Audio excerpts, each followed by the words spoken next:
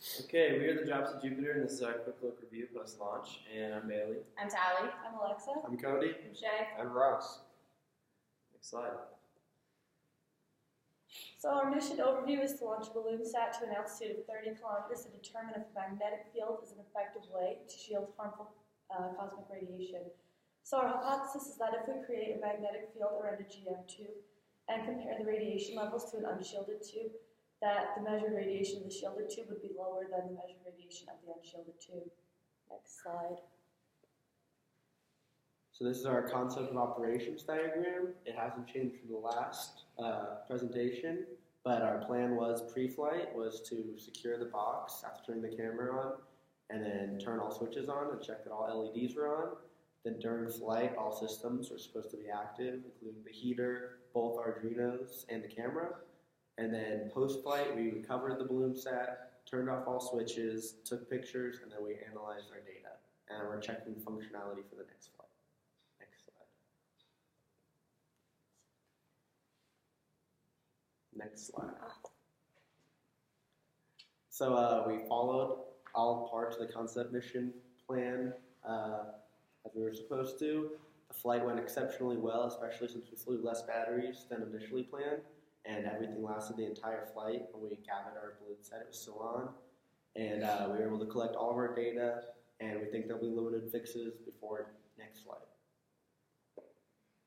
Next slide. So for our results, as follows, we have accurate Geiger data. We did not get any pictures, but we do have a video, so we'll show some stills from that. And we have all our environmental data, although some of them are wrong. We'll discuss that after. Next slide.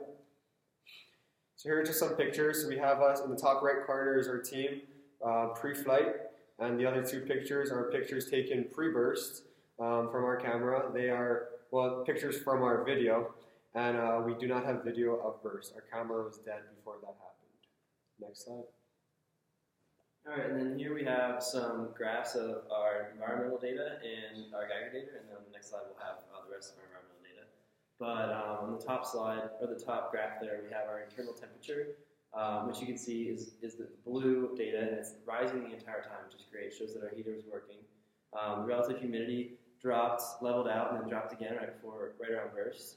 And then our pressure went almost to zero, which is what we expected.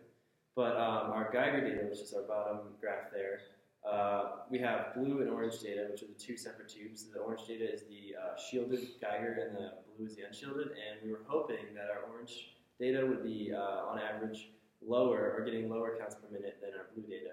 But as you can see, they're the same, and we're going to look into that and analyze and see if maybe the hypothesis was wrong. Next slide. And then here we have pictures of, or graphs of our external temperature and our acceleration. As you can see, the external temperature dropped to almost -60, while our internal temperature stayed at a steady, or was rising all the way up to 80, which is good. And then on the bottom we have acceleration, which stayed between 3 and 4. It was fluctuating, which was good and which was what we expected, although we did not calibrate it correctly, and it should be between 0 and 1. But those are the graphs of all of the data from our flight. Next slide.